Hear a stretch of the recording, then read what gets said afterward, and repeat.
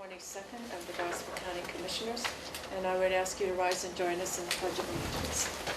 I pledge allegiance to the flag of the United States of America and to the republic for which it stands, one nation, under God, indivisible, with liberty and justice for all. And now we'll take a moment of silence to remember all of our servicemen and women who serve here and abroad, and for those who have given their lives, and a very special memory of Luke Cataldo's wife, Ruth, who passed away just a couple days ago.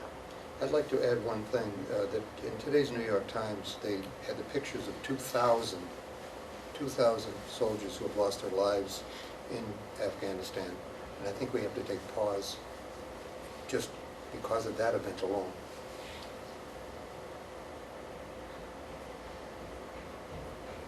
Thank you.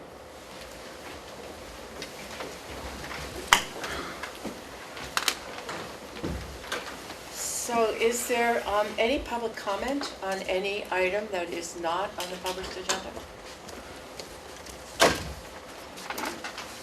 Then, hearing none, we will move on to our the first item, which is this strategic information presentation with Ed Centio from the town of Yarmouth, Elaine Davis, who is the county's chief procurement officer, and Paul Ninswicki, Gail Coyne, and Christy Senatori from the Cape Cod Commission. Are we missing anybody? Yeah. Did we leave anyone out? Who's up first? Right, Paul? I guess I'm up first. Just to give you a preview of where we are in setting up the Strategic Information Office.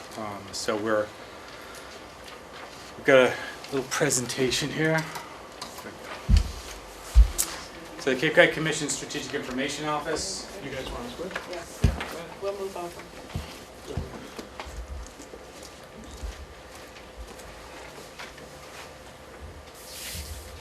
Which we call the SIO. And really it started with a map in our GIS department. And thinking about how we could use a lot of the information that is map-based at the commission to make better and more informed choices about what's in the region's best interest. The GIS department was once very reactive and relied on really individual analysis. So if you needed a map, you went down to GIS, you asked them for a map, they would draw it and color it in. But that has changed. It's changed not only here on the Cape, but it's changed nationally in that discipline. Because the technology has changed. A lot of engineers, planners, people coming out of school now have GIS capabilities. So it's allowed those GIS professionals more time to innovate. And so what was reactive is really evolving into a proactive, cross-discipline kind of engagement. And so we're really using those GIS people now as problem solvers.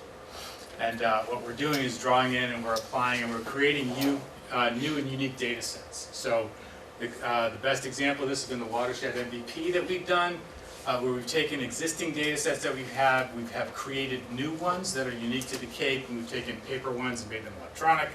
We've taken incomplete data sets and we've made them complete. So this process itself has really been sort of inspiring, and it's been about creation and team-based sharing of information.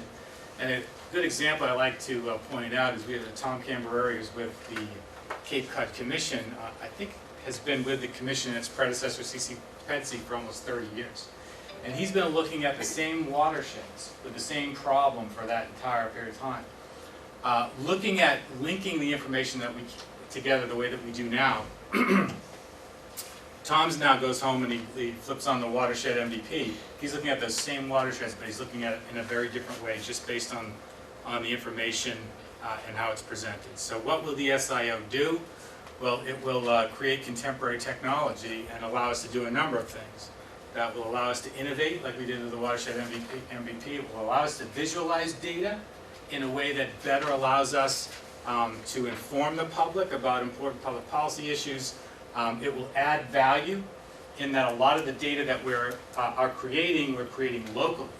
So it is added value because it's specific to the region and really doesn't exist anywhere else. And then it will allow us to catalog the information that we have and connect to other data warehouses around the state. And it will allow us to engage in this process of problem solving, which is to work identify those problems, for example, wastewater, nutrient management issues, engage in problem solving, and then develop the tools necessary to move forward, and either develop them, or as in the case of e-permitting, that you'll probably hear about a little bit later, to go out and write that grant and bring that technology and those resources to the Cape as we move towards implementation. And this is important for us in a number of ways. The governance committee, which was really the main charge in this first year of setting up this strategic information office that will support the regional umbrella services system, is to put together this governance committee. We have been around to most of the town managers, I think all of them at this point, and are encouraging them to come to a meeting that we're going to have on September 7th. And so they've all, they're beginning to buy in, and we've got a lot of RSVPs from that meeting. So we're looking forward to that meeting on the 7th, and it's really with e-permitting leading the way around building a consensus and sharing some of this information. We've also included the islands. So we do have a lot of synergy with the islands, and they've been part of the discussion. So the governance committee could represent as many as 22 members of the Cape and the Islands. And for the commission, really, this is moving past planning and moving towards applied innovation. So how do we, when we think about new ways to solve these problems, when we think about new ways to communicate a message, how do we get past just planning, just putting a document together that winds up being talked about at one meeting and then put on a shelf to collect dust thereafter. And that implementation really comes through this regional umbrella services system that we're talking about, that I think is where the county really has an opportunity to play a very important role moving forward. And this is to supply municipalities with this RUS and use this information so that we're distributing with support the information that allows them to provide high-value services at a lower cost. And so this is government 2.0. This is smarter government. This is where it's at. There's a certain economy of scale on that information level, especially with value added regionally, that will allow us to support towns in what they do at a low cost. I mean, there are a lot of efficiencies that come to bear here. Now, if we look at some of what we've already done, we've got the Viper program that we worked with the town of Yarmouth on, their fire department in particular, so we were able to work with them to develop an application so that they punch in an address of an event that they are responding to, and this gives them information about any environmentally sensitive areas around that so they can choose the right method and the right chemicals to put out the fire. In addition to that, we have the Stats Cape Cod, which is an emerging part of our economic development program, where people can come and find those uniform statistics. And there's certainly room for expansion there. E-permitting, as I've mentioned a couple times already, and will be discussed later, has this potential to sort of sit on this rust. So we're pushing these services out to the towns and helping them in administering some of these programs. So e-permitting, there's great promise there. Ed will probably fill you in later. I think that we really have an opportunity to work with the state, or sort of lead the state as it relates to our transition onto sort of electronic permitting. And then finally, the watershed MVP, created exclusively here on the Cape, at the county, at the Cape Cod Commission. And this is an important application that we continue to work on, and by October we're hopeful that we will have a version that's ready to go out and use with towns. And this is an important technical tool to look at watersheds and how on a property specific level how they contribute to certain issues that relate to the watershed. But it is as important as a tool to communicate. You know, when I was on, when the town of Yarmouth considered their comprehensive wastewater management plan last fall, and it went down to a defeat, almost 2-1. It was sort of a crushing defeat. Town meetings are a hard place to have a kind of conversation about complicated capital construction projects or zoning, other issues like that. It's difficult on the floor to have those kind of discussions. This really takes information, and it doesn't just layer maps. we at the commission now can use geometrics to develop algorithms to tie these maps together in a way that creates a smart map. And so if you were in a public meeting and discussing a particular watershed plan or several options, and someone stood up and said, well, why aren't you doing this there? Now immediately you'll be able to show them what this there looks like. And so I think it's a way to really sort of expedite that public policy discussion. Looking forward, when we get this governance committee together, we want to hear from them what are the problems that they're facing that we might be able to use the information that we have to help them address. So it is a push forward. We're looking at new applications that will be coming down. One of them is certainly a land use MVP, which is ultimately becomes the big brother of the watershed MVP. This will be a very important thing for the county because it has the potential ultimately to almost replace the regional policy plan from a regulatory perspective. Where any development on any parcel, you'll be able to sort of input what those development characteristics are, and it will give you sort of the impact associated with it. And this has the ability to really move development towards those areas where we need it, we want it, we have adequate infrastructure to support it, and away from those more precious resources that really can't take a lot more development. Additionally, when we look at the governance committee and some of the things that they might want, e-permitting raises a lot of questions about asset management and other sort of programs like that. One issue that I think we've talked a little bit with IBM sort of initially about, is developing a municipal performance dashboard. So we could, for the towns and all the town managers, provide them a dashboard that pops up on their computer so that they can design for themselves the pieces of information they want to look at every day when they come in to measure their performance and things that have been happening in their community.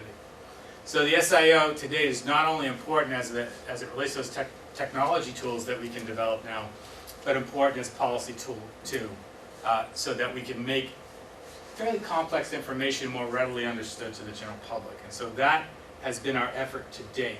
And we've made a lot of progress in sort of structuring this, moving up to the top of the hill. We're co-located with Open Cape now.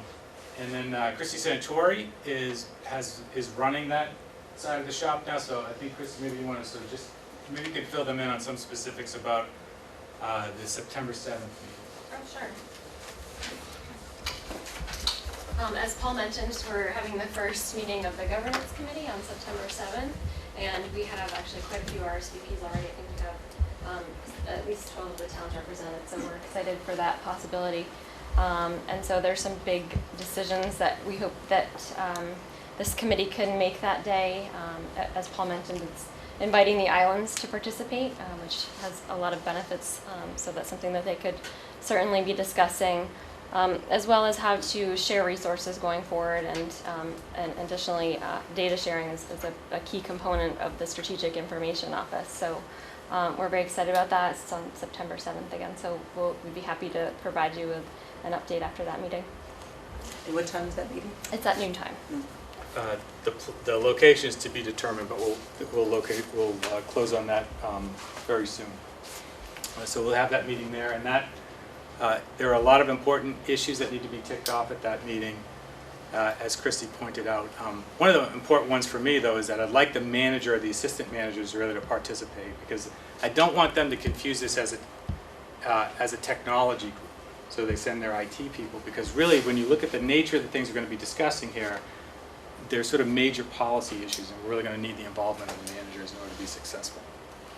So that's where we are today. What I do want to point out, John Morse is here. We have been having ongoing discussions about how we're going to incorporate county IT into what we're doing. The focus in the first year is really around the SIO, demonstrating to the towns the value of participating in this. But then ultimately we do need to build this regional umbrella service, which is going to require a lot more technical expertise to sort of support a help desk. So after we develop tools, or after we write grants and bring information tools to the county, we do need to be able to provide that support. So we're talking to John and to Peter Carlson about that as we speak, and I'm sure we'll be developing that more over the next couple of months. So thank you. Thank you, Paul. this one. Who's next? I just Right. waited. Good. Do you have, No, I don't have a fancy presentation.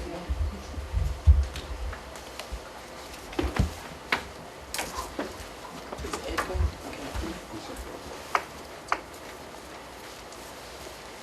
Okay. Welcome, Ed. Good afternoon, how are you? I'm well. Are you going to that toolkit conference too? Yeah, I'm supposed to speak at Yeah, again this year. Well, I'm Elaine Davis from Barnstable County Purchasing, and Mark asked me to give an update on the e-permitting bid that we have been working on for a while.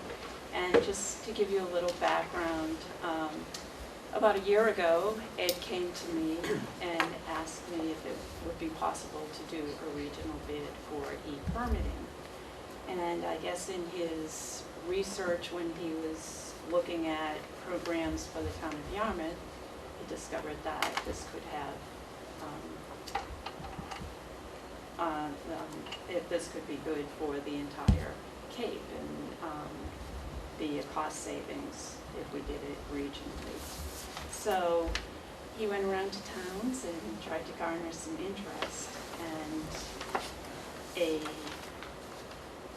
last fall, was it, that you put in for the regionalization grant along with the Cape Cod Commission, kind of put this on the fast track. They got the money, and so we had to start working really quickly.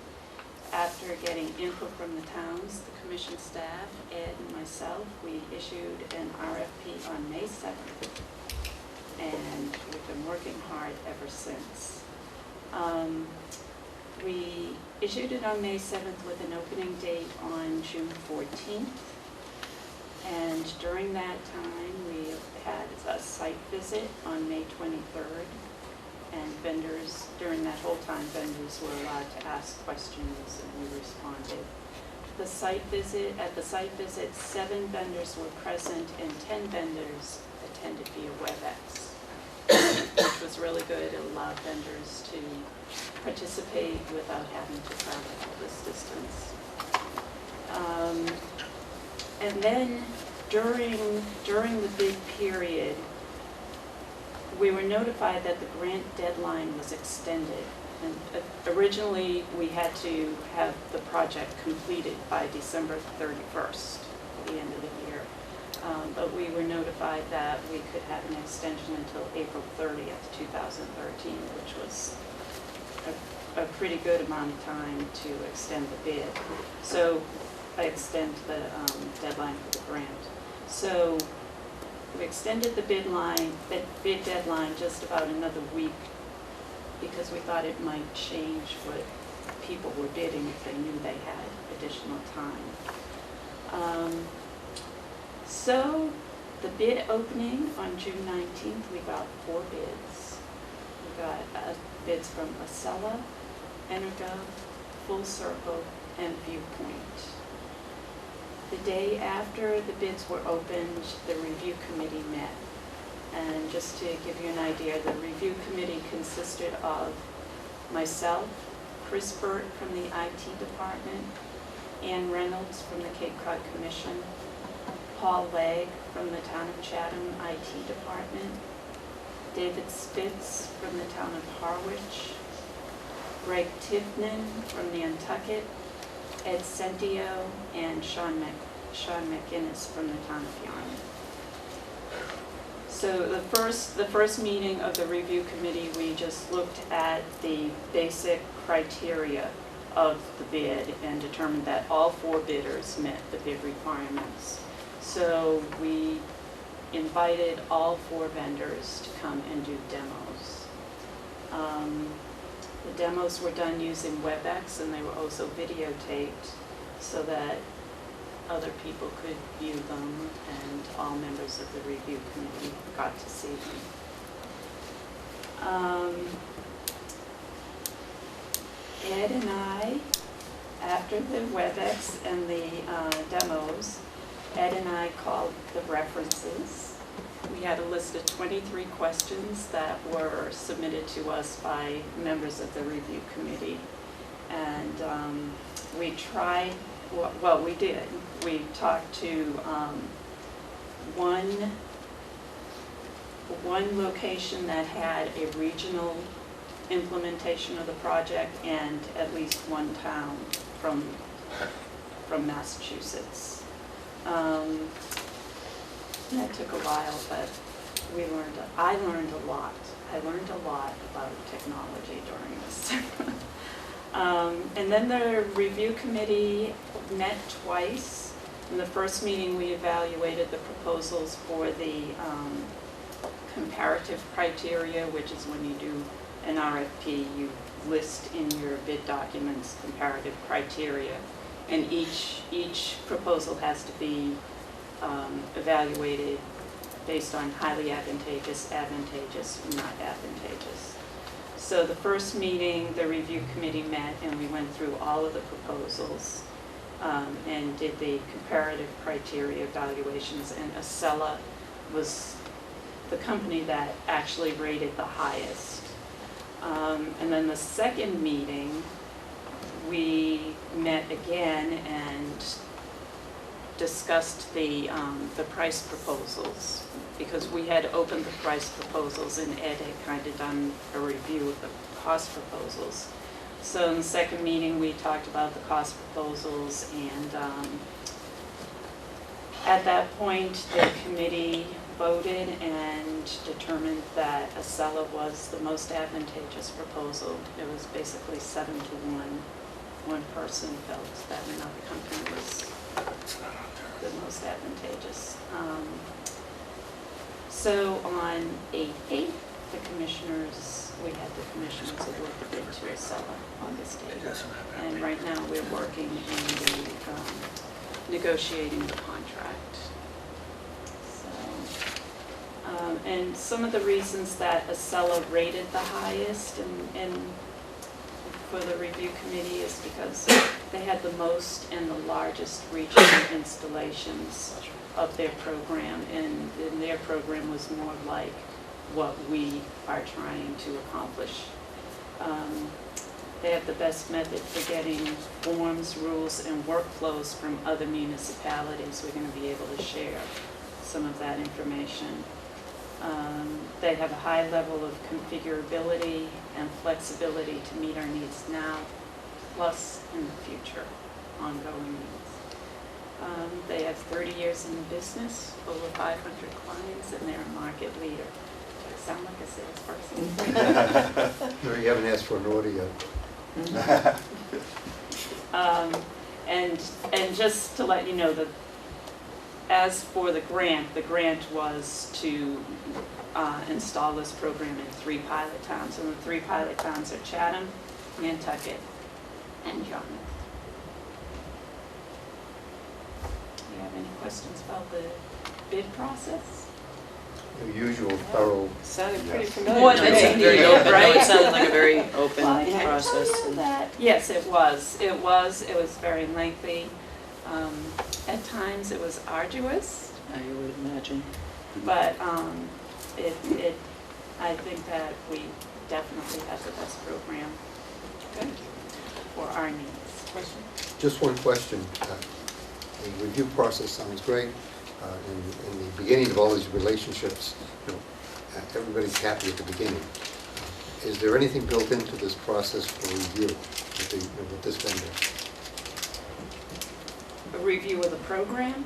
In other words, is built into some not benchmark, but let's say it's a point that has been identified that you would review the progress that this vendor is making in delivering the service.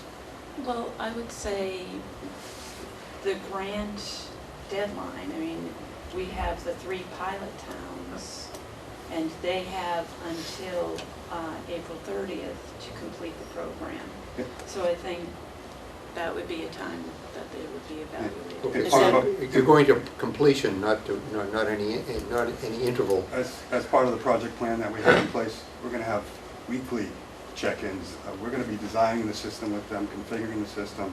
We're going to be testing it along the way as we're going through the process. It's not going to be today you have it, you sign the contract, and 8 months later you're going to get the solution. we're going to be heavily involved Okay. with that process throughout.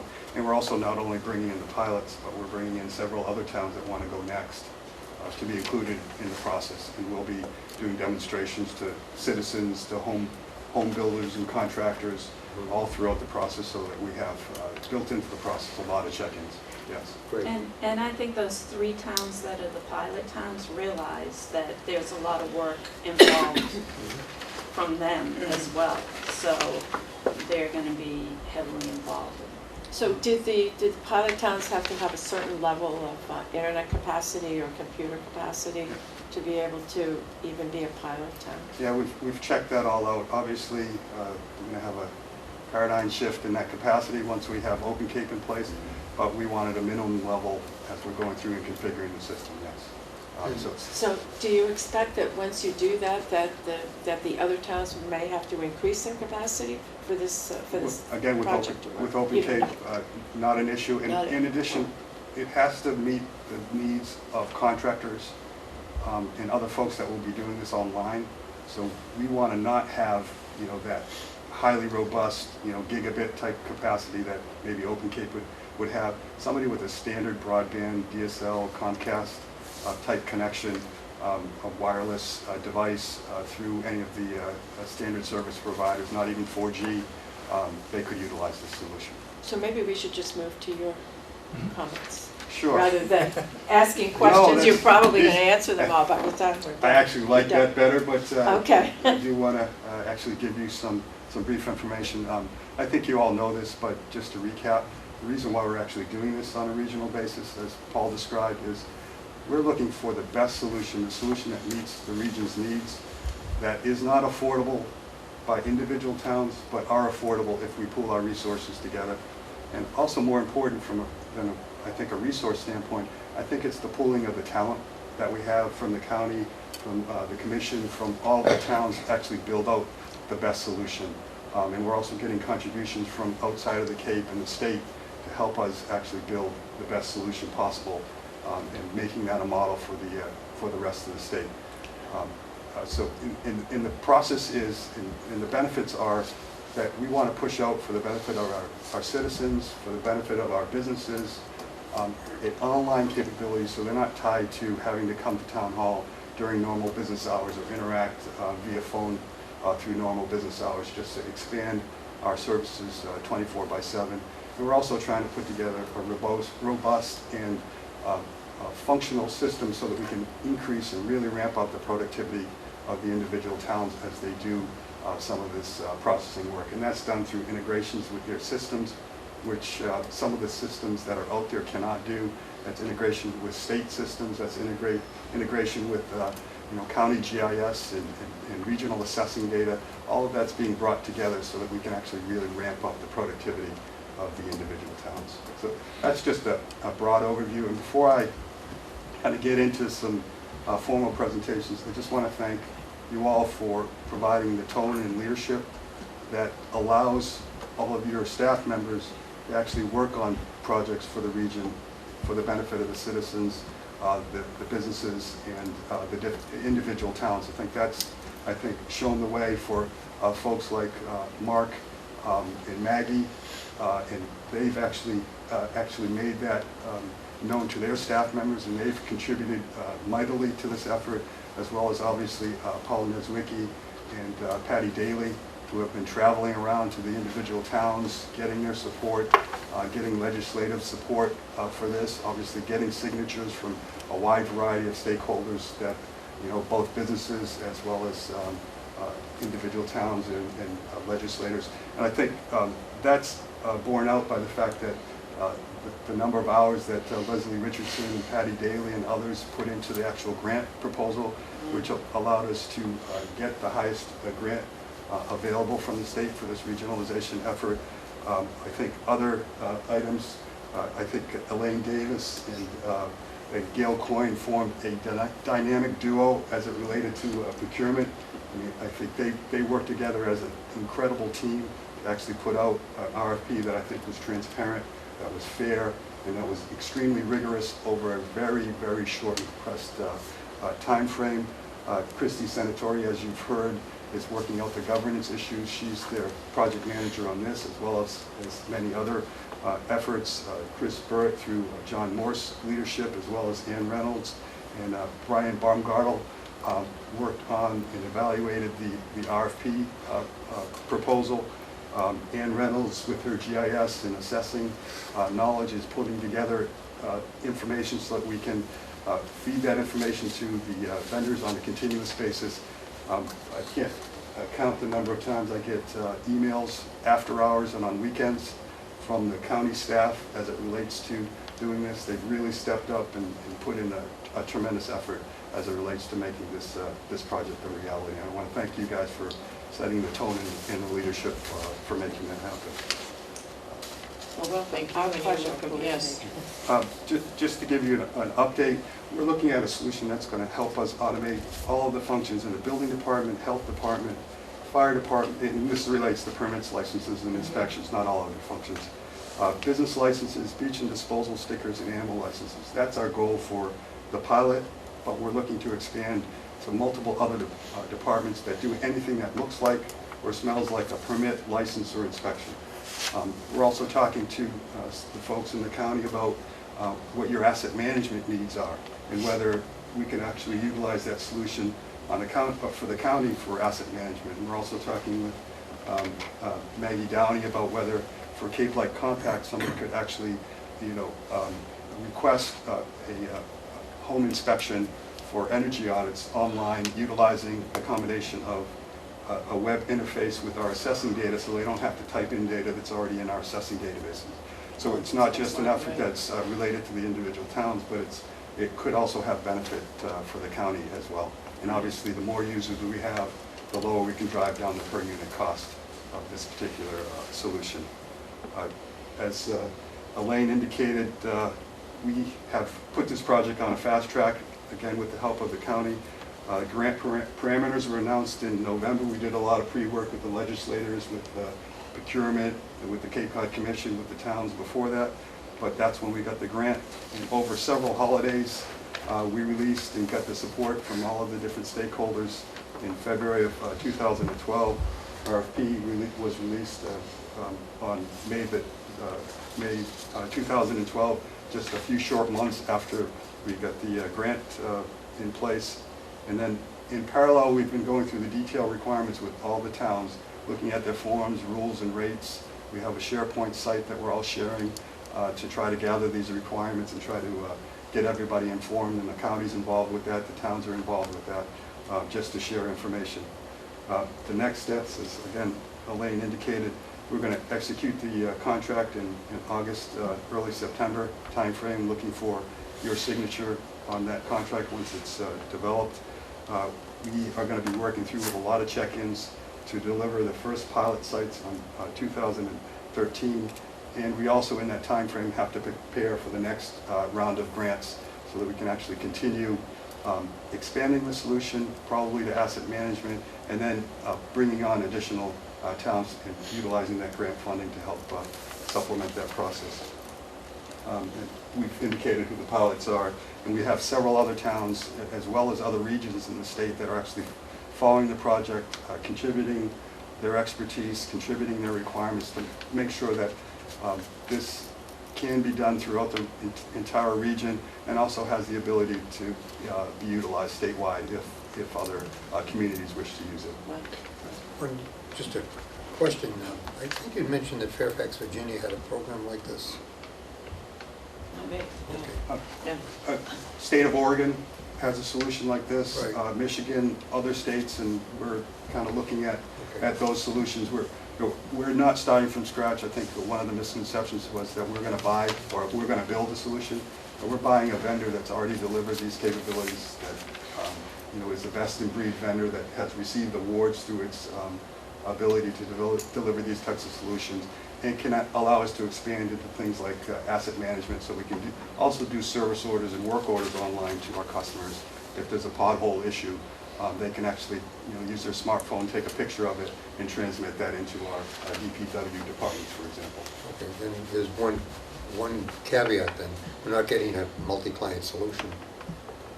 we're getting something that would be tailored to us, even though the vendors had experience in other areas.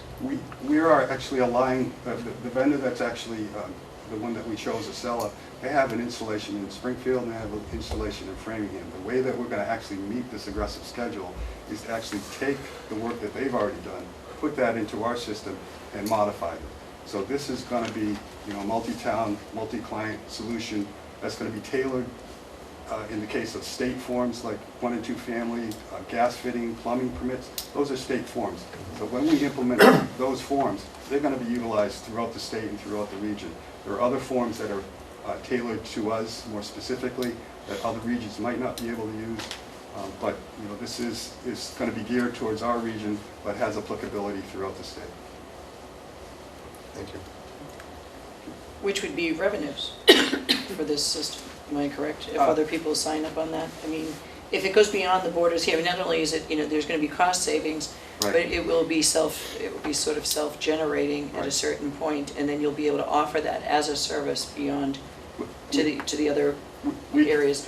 We can do that, but we would have to, potentially have some capital funding in order to first buy the user licenses Right. and then bring on the other folks. So Right. we might need to have some type of bridge between what we have from the grants and the towns Mhm. to a place where we can actually have that capacity in place Right. to actually bring on other towns. Yeah, that is That's definitely a possibility. possibility, right But down the we would road. have to look for support from the county in order to actually put that in place. And I think Paul described that through the SIO. Yes, exactly. There is one concern then. I don't want to get involved in what, in so-called intellectual, the intellectual capital restrictions that we got through on wastewater, Right. where, University of Massachusetts was fighting with EPA, where we're buying No. or supporting a public system for public use. So I hope that that when we talk about selling services, we're keeping in mind that we do have a responsibility to make sure that In its simplest form, Bill, you're buying Windows 7. That's what you're buying. You're paying somebody who has a piece of software, a license fee to use their software. That's what we're doing, basically. Right. Right. There's going to be some, tweaks and, instead of this, it says that, but basically you're buying a license to use software. That's what we're buying. That's correct. And part of their model, and one of the reasons why we like Acela, they have an Acela community.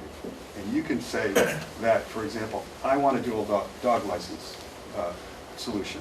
And the city of Framingham put out a blast and said, I want to do a dog license. They got a response back from West Texas. They unloaded their configuration. The city of Framingham put that into their system. They modified it for their needs, and they were able to use that. Right. So that is free for us Oh, to it do, is. utilizing this software platform, and free for us, and that's how we're going to get the jump start. We're going to get that property from Springfield, we're going to get that property from Framingham, because they want more clients that use their solution, and they want us to do some things that they can benefit from as well. So, there's going to be a lot of mutual exchange between the towns within Massachusetts to actually make this the best system possible. We've also selected a vendor that is probably going to be used by the state as well, so that we'll have some synergies with the state as it relates to people taking out a barber license, for example, and then coming back into our system and renewing their business license with the locality, or taking out a dog license, or doing a beach sticker. So Right. we're going to have a lot of synergy with the state, and we also are working in partnership with the state to utilize their data to make the data input less onerous on our citizens and our individuals as well. So, there's a lot of partnerships going on as it relates to making this the best solution. And the intellectual property of putting out the Massachusetts product will be Massachusetts. Mhm. Right. It sounds excellent. It really, you've all done a fantastic job. I mean, it's just amazing how quickly, these were things that have been discussed since we've been here. And because of those discussions and because of that forethought and planning, and Ed, you were in the right place at the right time. And, all of this has come together. And very quickly, it seems like all of it, you're sort of dreaming and planning, but it became a reality very, very quickly. And I just think everyone that you mentioned here, we're the ones that can give that support, but it's the hard work of all of you that have done that. And I just think it's an incredible feat. And you should all be congratulated. Tremendous team effort with the county It's really amazing. commission leading the way. Yeah.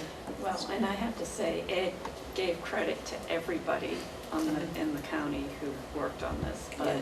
we never could have, well, I never could have done my piece Without without Ed. Ed. No. Ed, it was the brains behind the whole thing. Yeah. He knew what needed to be done, who had what town had what, and so he was able to put it together. And we did get emails from Ed that were at 1, 2 a.m. in the morning. Very quiet in the house at that time. Yeah. No, really, you've done a great job. Yeah. So thank you. Team Yeah. effort, I would Well, it's a say. good leader, so thank you. Shows you what you can do when you have a good team, yes. working toward the same thing. It's great. At different groups too, at different pieces of county government. It's really good. Congratulations to all of you. Just moving this right along. So Something to be I proud just of. have a quick question. So this has always been a pilot, so we have 3 towns coming online by April at least next year.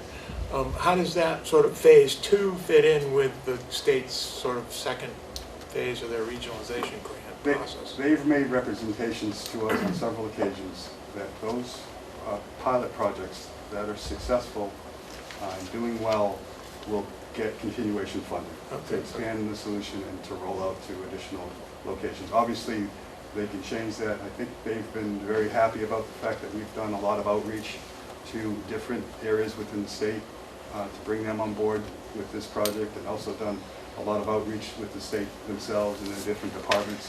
So I think they're happy about how we're communicating with them and proceeding along with the project. So I think the deputy CIO of the state is coming down on, I think it's September 5th, to meet with us, as well as the municipal liaison from the state and the grant administrator, to talk with, how we, continue to form that partnership. So I think we're in a fairly good position. But a lot of this, the dynamics of this project makes sense without grant funding as well. There needs to be some bridge money potentially for certain towns to get on board, but the run rate, the cost per year to sustain this that the towns would have to pay is very affordable as it relates to their existing solutions with a lot more functionality. So we're hoping for the state grant money, but I think we can also proceed if we have some way to bridge the gap and get the towns going. Once they're on the system, I think the system is very sustainable going forward. That's excellent. No, and I don't think that people can really even fully realize, what the potential is going to be and the impact it's going to have on the individual life of people on Cape Cod, of those who stand in lines for a long time waiting for something as mundane as a beach sticker, and then there's building and inspection stickers that just make projects feel like they're going so long and so laborious, and this is really a wonderful thing. So it's and hats off to you for being able to understand it all, and because I don't. I wanted to make another comment about that. The Board of Selectmen in Falmouth had a joint meeting with the Zoning Board of Appeals. And they talked about building permits and builders and some of their needs in terms of the projects that they want to do, whether or not they conform with any of the bylaws or whatever. And then we got to talking about the e-permitting. And what they saw was that this would leave them with time to be able to have a zoning board member, a planning board member, or a planning staff member, a conservation staff member, to sit down with the builder when they first come in with a project and just go over. They would now have the time to be able to do that and help the builder know and understand how the project, does it meet or does it conform, does it have to be modified in some way, and they could spend their time doing those kinds of things instead of sifting through permits and copying them and collecting checks and all that sort of thing. Exactly. So it's going to leave Make a the lot projects. of time for people to do the right thing and make things move much more smoothly. And one of our targets is the express permits, where we can really push from start to finish the process online. Water heater permits, if I'm changing the siding, in a historic zone, as long as it's like for like, then that's okay. But, you know, throughout the rest of the state, if I'm changing windows, changing doors, those types of things, we can kind of remove a lot of that burden off the individual townsfolks for the walk-in traffic so that they can't concentrate on that. And one of the byproducts we've been talking about is having a permitting guide template, just a manual form, not the automated form, something they can look at online, but you know, how do you weave through the permitting process in this particular town? You know, where do you go to do these types of things? How do you do a business license from start to finish with the town? So that, you know, we can have those types of things in place, and then, you know, having a manager, which is a best practice from a permitting standpoint, to allow somebody in a pre-planning type of meeting to allow somebody to understand the hurdles they have to jump through. That would be, or is one of the benefits and some of the side benefits of what we're trying to do. And in some towns, they've already cut their staff, and they really can't even keep up with the burden.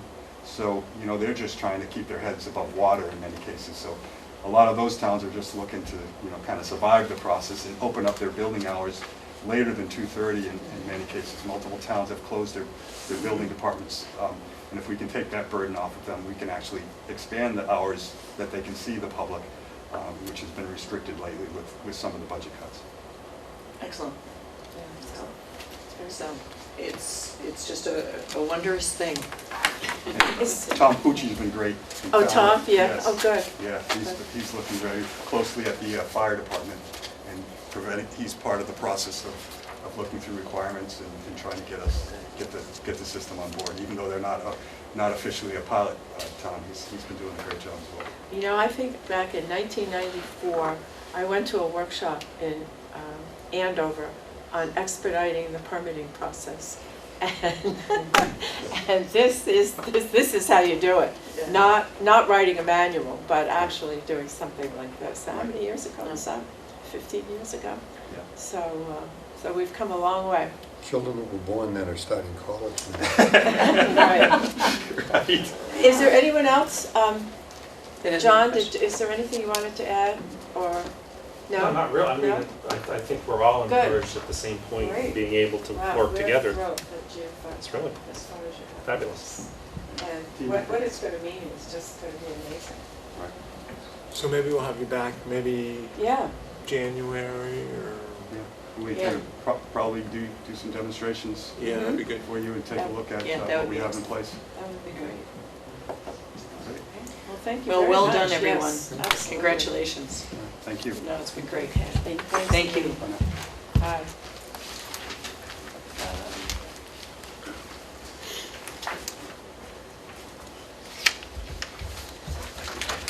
We should, since we have a few minutes, why don't we do the commissioner's actions? Sure. And then we'll move to, so we need a motion to approve the minutes. We don't have a specific meening. Just minutes of previous meetings. Yeah. On the summary, it says 8:15 Oh, I'm sorry. I should have looked at that. last week. Right. So a motion to approve the minutes of August 15th. I'll move that. Second. Those in favor say aye. Aye. Aye. Opposed? Unanimous. And then the votes, which you have under the summary. I have no problem with them, I'll move them. I don't have either. I don't have any questions. No, No? I don't either. So, I will make Second? a second. any discussion? All those in favor say aye. Aye. Opposed? Unanimous.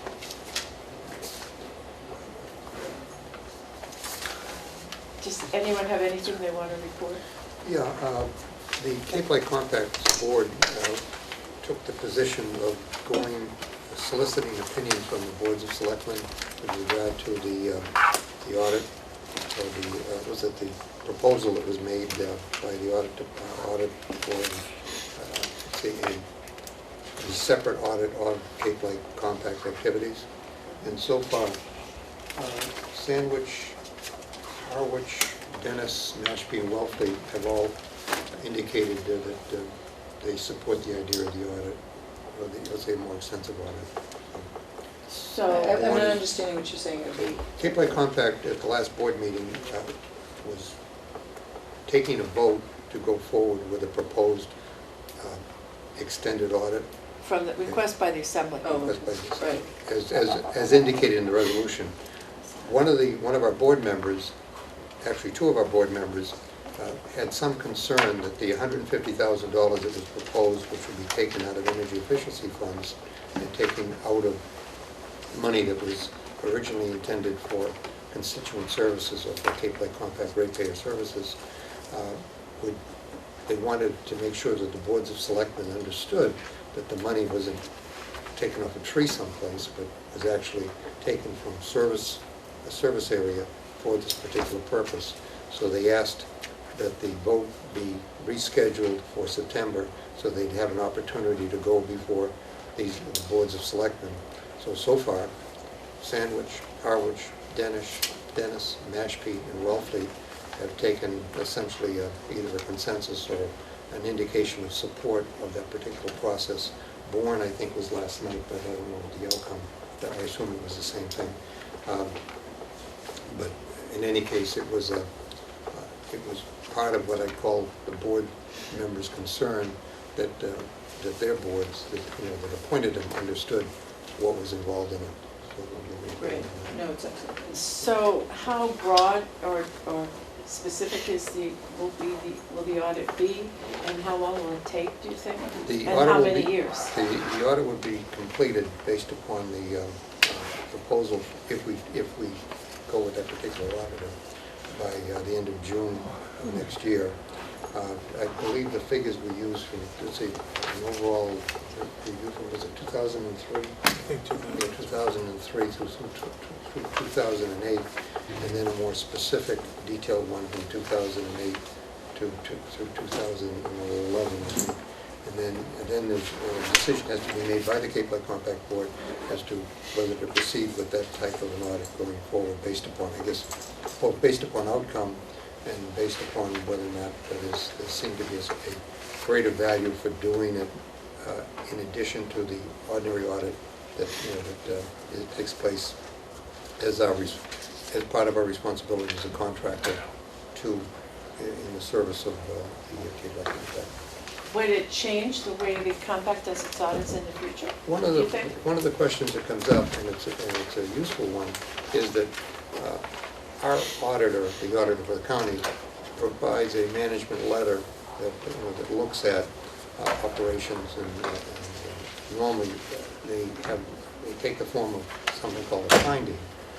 In this case, I believe that the management letter would address, let's see, how in my opinion, how the open meeting law has changed some of the operations, and give some opinions with regard to that piece. So it's our hope that the Cape Lake Compact's hope that the management letter would indeed make some suggestions with regard to that, and it certainly would be part of the scope of services that's being worked on at this time. I Sort wonder of if to answer your question Yeah. about going forward the other way, yes, because I think we're thinking about treating sort of the energy efficiency fund as a separate major fund, which we hadn't done in the past. and completely separated from, Wouldn't be a separate audit, but it would receive a different sort of level of scrutiny, sort of like the Cape Cod Commission Fund, like the County General Fund specifically, and that type of thing, and it'll be treated as a major fund. but the other thing I was thinking too that might be helpful to all the people who keep requesting documents under the public records law would be to actually define, for the compact to define what records are subject to disclosure and what records are not. I mean, it seems to me that there are some that may not be. Well, And maybe if people knew that, okay. like bids and strategy sessions relating to bids, I think, isn't that something that? With the advice of counsel, Yeah. that matter has been addressed, and we're going forward with it. However, there have been changes in the open meeting law definitions, and I think we're all planning to go on October 17th to hear an update Oh, on that's on those matters at the town of Barnstable. But this is something that I think all of us, not just the Cape Lake Compact, but all of us as county commissioners are watching very closely because of those changes. So far, the Attorney General's, response to the complaints that have been received have all been supportive of the position that the Cape Light Compact has taken with regard to disclosure and with regard to public records and also open meetings. So there has been no instance where the Attorney General has said that we were not operating wholly within the our understanding of the requirements under the open meeting law and under the public records requirements. Well, I'm just thinking in terms of this seminar that the Attorney General's office is having. It's October? October Is it? 17th. At the Barnstable High School. But the Cape Light Compact is so different. I mean, they're probably going to speak more more in relation to municipal agencies. The definition under, I think it's Section 9, I think. Is it Section 9 or Section 10? I don't know. Okay, well, under the exclusions, the exclusion that the Cape Light Compact operates on as far as some of the negotiation items is clearly spelled out in the legislation that identifies them as a energy provider. So that would be the only difference. Nice. Other than that, Yes. we are fully required to follow the open meeting law requirements and the public records disclosure. And indeed, one of the things, you probably have seen it, the Attorney General came out with a case study on the town of Arlington. And what it was specific in was that documents do not become part of the public record until after they have been introduced at a public meeting. That's right. Okay, so Yes, so the same take- like with the minutes. So what the Cape Light Compact position has been is that we try as quickly as possible at the end of, after the conclusion of the meeting, to post all materials that were brought before the meeting that are not part of the exclusion to be online. So at least that's been happening over the over the last two meetings, at least, now that we have the judgment from the Attorney General as far as the recommendation going forward. I'm not sure where this applies to us on the state level, but I was listening yesterday in my travels to this gentleman giving an interview. He has written a book about subversives, FBI, freedom of information, that during the Reagan era and life of, there's a lot of information there about Ronald Reagan. So he was just talking about how he had to be fighting the FBI for release of information under the Freedom of Information Act. And he went through 5 lawsuits that went almost up to the Supreme Court, and that's when the FBI actually negotiated a settlement with him so that it wouldn't go before the Supreme Court. But what the federal regulations said is that you cannot charge people or deny them information unless it has something to do with a negotiated present-day contract. And you could not charge them if it was determined that those documents would actually benefit the public good. So I'm not sure what that definition, how that is defined under Massachusetts state law, but it's something to maybe think about and be aware of as we impose or have a reaction of imposing where our real legal liability is on that. Well, I just thought it was again, I think that that's a very very useful comment, and I think it applies to something different. It does, but it may have a relationship, so it's just something I wasn't aware of. To be Okay. aware of. So, Okay, I think I'd like to move on towards Paul's evaluation now Can because, before we Oh, do you that, want- I just have a couple I things. have Okay. a couple of things I wanted to talk about too, but Paul can. well, the Here's reason, the, before you I just want to say that the wake for Lou Cataldo's wife ends at 4 o'clock. Oh, it ends So at we 4. wanted to try to finish this meeting by 3 so that we could get there to the wake. And that's why I'm saying we should go. Yeah, 2 to 4 and 6 Huh? to 8. And it's the are only wake, what? I guess we're talking a lot. 2 to 4 and 6 to 8 are the. Oh, there's one Oh, it just is 6 to 8. 6 to It 8. is 6 to 8 this evening, yeah. Oh, all right. Oh. 2 to 4, 6 to 8, and then the funeral is tomorrow at think it's at St. Francis As- Xavier. This is What is this?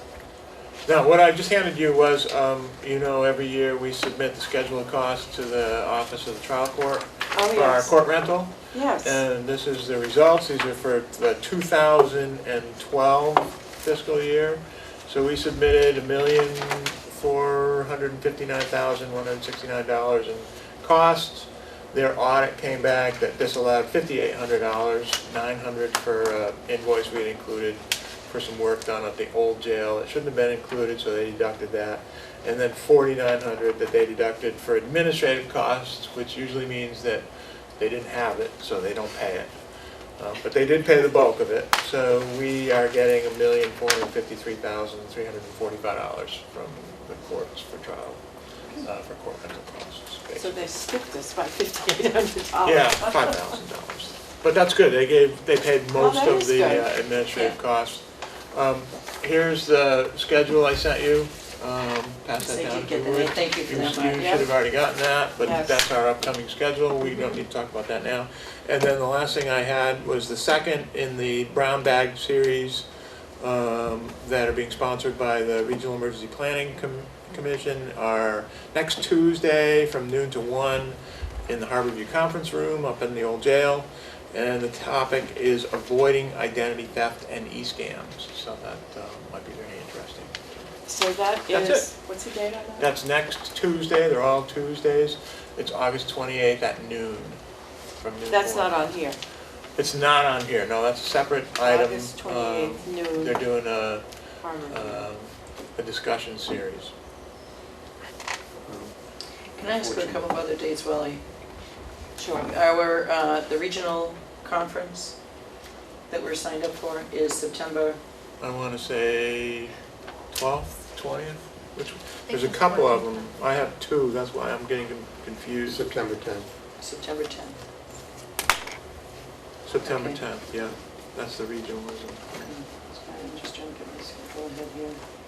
And on the 7th, you have your meeting, but that's at noon. September 10th. At Holy Cross. Oh, September 10th, that's a Monday. You have two too, because remember the PARAC one is the 20th. So you have two at Holy And Cross what in is- September. Okay. Yeah, I have that one down, so I don't have the one on the 10th though. And you're registered, right? We registered everything. You just filled it out last week, remember? Right, You filled I that did. thing out? That was for the So you 10th. picked out what you wanted, Is yeah. that, it was for the 10th? And Yeah. what is on the 20th? The 20th is a retirement one, Oh, okay, PARAC. that's retirement, okay. Yeah. Yeah, you have to go to these things now because you get credits and you have to have so many credits or You're You're out. board. I'll sell you some of mine. I have you, extra. this is Yes. the third time It's you've offered called, that. I may have to take you up on it one of these days. What time does that start, the regional one, 8:30 or something? I have 9 nine, o'clock. but Well, whatever. Okay. So we can coordinate that a little later. Thank you. Okay. and then no meeting next week, just Right, so right. you know. Well, yes. All right, what we did is, we took the forms, our forms, which next year I hope, I will absolutely promise to work with you and Paul and try to get this And changed. Maggie. Yeah. it's And fine. Maggie, yes, it is like, it really is, I think the word is Byzantine. We've It done is this, we did this 2 Byzantine years and, ago. I know. We went through this whole effort. So Yes, what we I did did. was I took everybody's evals and I averaged them all out and put them into one document. And I want to give you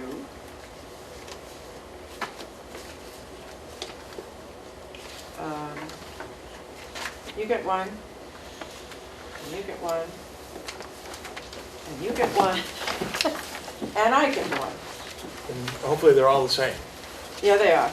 So I think the way I would like to see this go forward is, in the very beginning, there are performance objectives that I just came up with these things. I mean, I just put something in there so that we had some point from which we could start. And we need to discuss that because those are performance objectives for next year. And actually, they're all everybody's choice. And then the other pages, leadership, planning and org, communication, problem solving. That's pretty much a rating thing. And then you go to the next page, and those are the objectives that that we had agreed with for this year. And we need to have a discussion about those and determine as a group where the scores fall in terms of these, whether or not these objectives were completed. The performance criteria I've already averaged and scored, and so I think we want to talk about the past year first, and so we want to go to page. There is no page. The objectives. The annual review. The annual review of the objectives for this year, and the first one is, and I had to shorten it because it was much longer, but there wasn't quite enough space. Protect and restore water resources, increase capacity to manage wastewater planning, and promote regional solutions. That was objective 1. So maybe you'd like to tell us how you think that has been achieved in this year. I know you gave us your report a couple weeks ago, and that was pretty much a large piece of the report. I think the key thing that happened this year is that the commission and our role in wastewater has been primarily regulatory in supporting the local efforts. So the local comprehensive wastewater management plans are reviewed by the commission and NEPA jointly. In that capacity, we can only be reactive. We get a plan, we either say it either does or does not meet the minimum performance standards until Yarmouth happened. And then it became clear to us that we needed to take more of a proactive approach in this, and that we needed to help supply the towns with better tools to have these discussions. And that led to the development of the Watershed MVP program, and every time I present that, I wait for someone to stand up in the back of the room and say, hey, we did that 5 years ago. But they have, and we keep getting requests from other parts of the state, other parts of the country, to take a look at the program. And we have a lot of interest in the 15 towns to use it, especially to have discussions with their neighbors about how to allocate nitrogen responsibility in shared watersheds. So, I think that really hits on that main goal. I think we went from a reactive role to a proactive role, and I think we're able to establish much more regional leadership on the issue by not leading with a regulatory approach. Not leading with a top-down, we know what's best, this is the plan that should be, but instead trying to organize the information that we have and work with towns to help build better tools that will lead to a better discussion. Part of I remember a discussion we had up with the Mass Municipal Association, I think it was with Balicki, about the money that they were putting out for so-called regional solutions that wasn't really going to regional planning agencies. It was available for towns to somehow, gee, there's money up there, we'll do it. And what I pointed out is, and we've had this discussion as well, that individual towns not have the internal resources to respond, nor do they have the ability to do what we can do for them, which is to provide that umbrella organization to, to bring them together, both on a sub-regional basis, 2, 3, or 4 towns, or on a total regional basis on 15 towns to provide that support. But well, your leadership through the collaborative on wastewater in providing the sort of financial, legal, and engineering experience is exactly that. None of the towns have the individual capacity to deal with that on their own. So they appropriate taxpayer money, they go out, they hire an engineering firm, and it becomes a de facto wastewater policy planning effort for the town. The collaborative approach through your support has sort of broken that down, at least give them someplace else to go. This Watershed MVP tool will do the same thing. But for the first time, will allow towns to be on better footing, to have discussions with their engineers about driving cost rather than building the most conservative system on the planet. I personally believe that your relationship with the collaborative is one of the best examples of the Cape Cod Commission working with a county with a county activity. The thing that that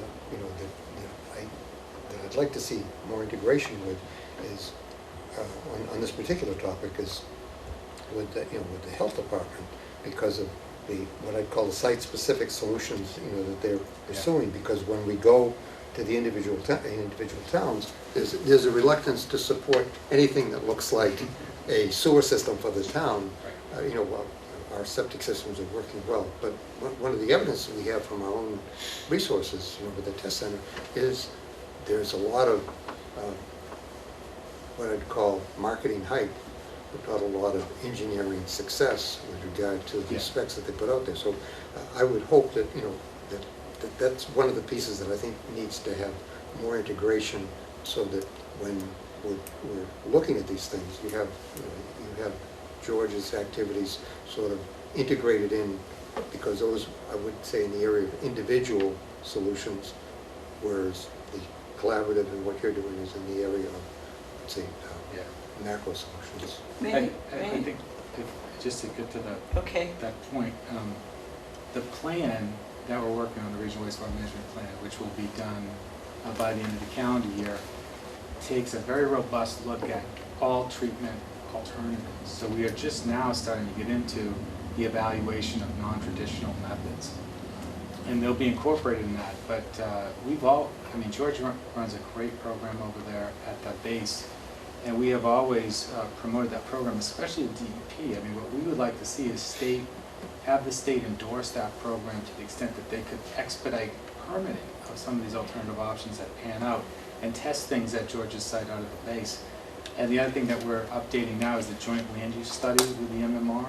And so that facility, that test facility, and the ability to expand it, as well as that wastewater facility that they have out there, is really important. And the DOD flew a couple of my folks out to Monterey 2 weeks ago to look at how the military can share more infrastructure with its neighboring municipalities in a way to bring their overhead down and decrease the overhead of the surrounding towns. So that all gets wrapped up in the same thing. I guess I had been told that part of what the commission is doing is incorporating what I call tree, let's say a tree-based, and the tree that I was told about doesn't seem to be Oh, one the poplar tree? The poplar trees.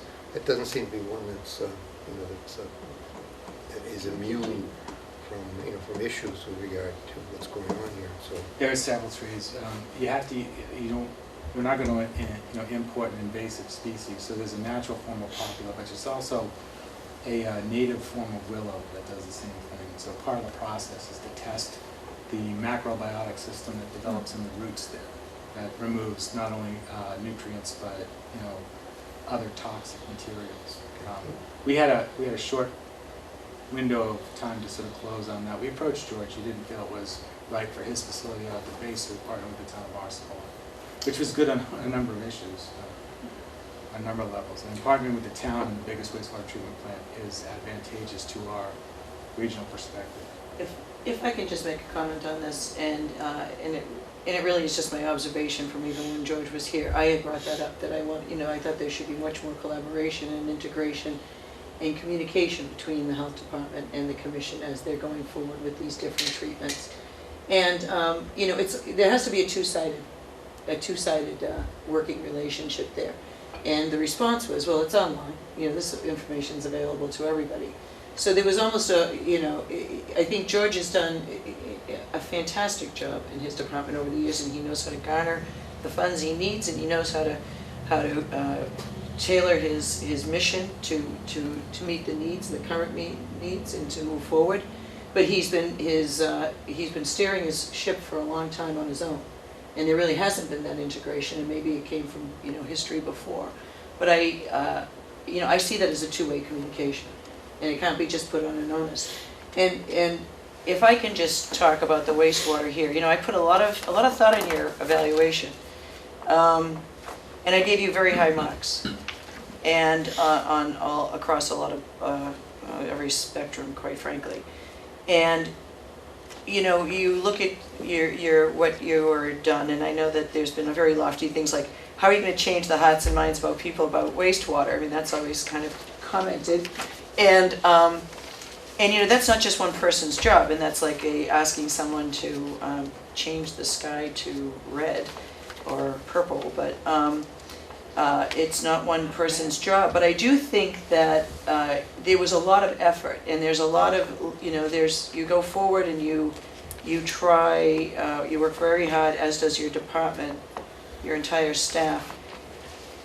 Even though you might not have been you might have been more in a reactive mode prior to Yarmouth, you were available, and as was Andy, and as was the collaborative. I know that we were all there helping George and giving him as much information and assisting him through this. It just didn't work.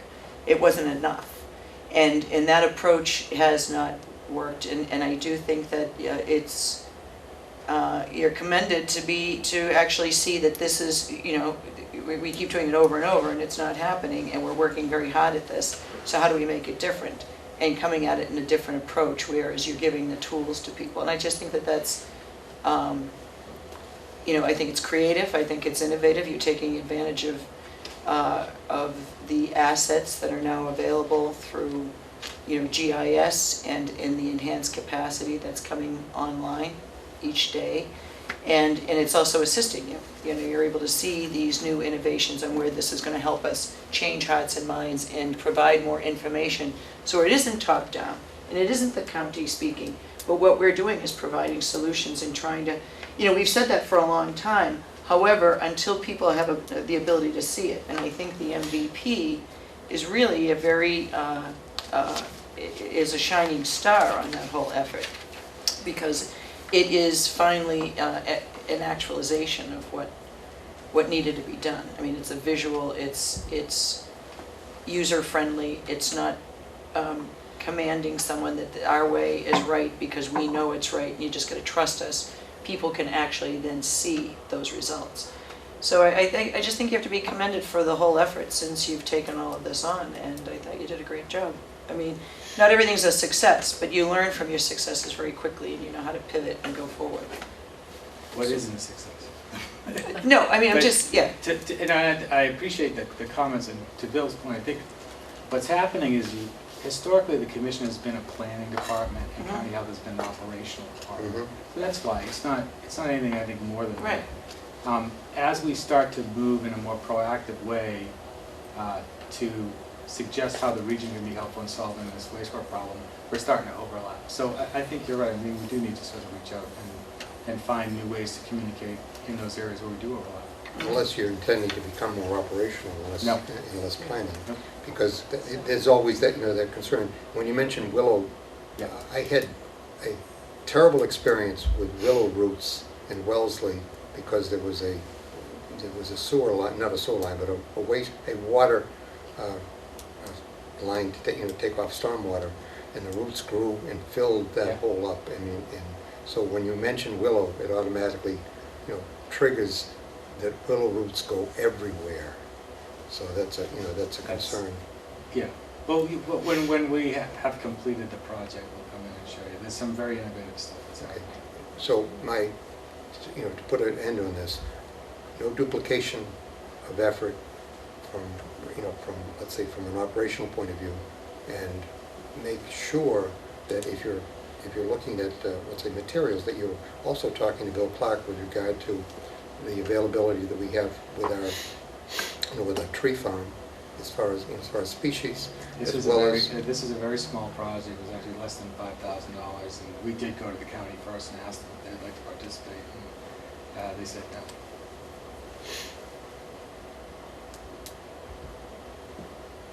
Say that again. But there was a small project using less than $5,000, really testing the ability of poplar trees to remove nutrients. And the first place that we went was to George's outfit, and I'm sure he's got some good reasons, but he was not inclined to want to sponsor that project.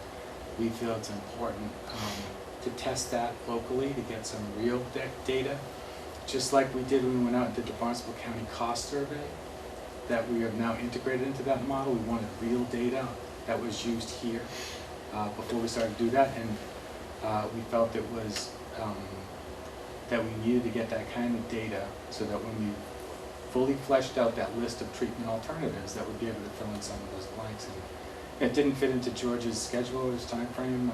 It also didn't fit into his feeling that using his funding to support what essentially was presented as being a private, let's say a private organization's, company's activity. We did not ask to use his money.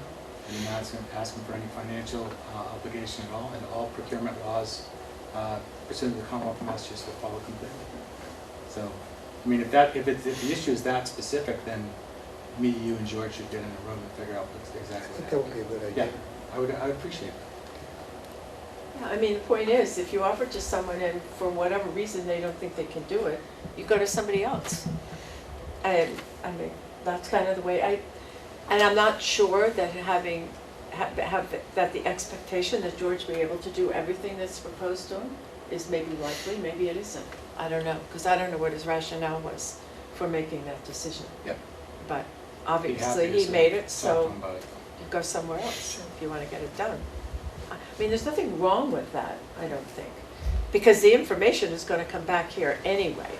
Well, I mean, it's Would it just, I not? mean, part of it's just sort of the way things happen locally, you know? Yeah. When we did these Saturday tours on wastewater, there's certain towns that had wastewater committees were upset that we hadn't consulted them first, but we had already made presentations to those committees, and I didn't think I needed a hall pass to go to Wellfleet and discuss with average citizens wastewater topics, so, you know, and I don't think that we necessarily need one when we're trying to fill in an alternatives Right. matrix either.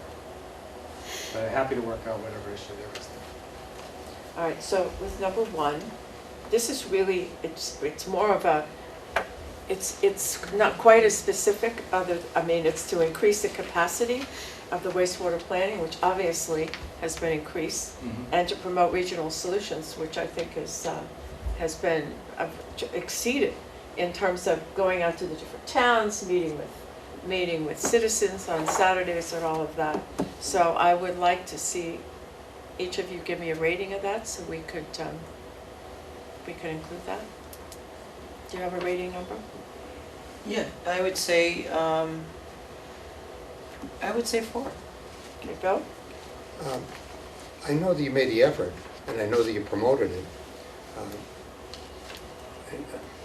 And I see that, you know, as far as increasing capacity to manage wastewater planning, the problem that I have with it is that there was a big effort, but there's not an equally big response from the public. So while you were there and you were available and you made the presentation, the question still remains, what effect did it have on, you know, to use the How word? would you measure that, Bill? I would measure it to see some evidence How though? What measure would you use? that when I read the paper about Orleans, for example, and you were in Orleans, Right. where there was more evidence of the other side coming across, that was, let's say that there was an increase in the amount of population that was supporting their responsibility and taking their responsibility for doing the things that we're trying to get them to do. There still is the same amount of resistance, maybe it's from the same people, but there's still the same amount of resistance that we had 3 years ago. The same people are still involved in it. Nobody is, other than, you know, our people like Gussie and other people that are supporting the positions that we've made, is supporting us in that particular instance. If I would see the Board of Selectmen take a definite stand and then town meeting supporting it, then I would say there's some evidence of going forward. But they're still on the conversation stage, and we've been going after this for years. Orleans is one of the few communities on the Cape that has a comprehensive wastewater management plan that's certified. I don't think you can hold them up as a failure in wastewater planning. If you're going to measure the effectiveness of us being available in the community to answer these questions by press reports, then not much I can do about that because I can't control what the press writes and what they don't. So you're effectively measuring me with something that I can't control. So I can't, I mean, it's perfectly within your discretion to do that, but. I mean, you have to look at the verbs. Yeah. The verbs are increase and the verbs are promote. The verbs don't say that they're responsible for the outcomes, or responsible for the inaction of other people.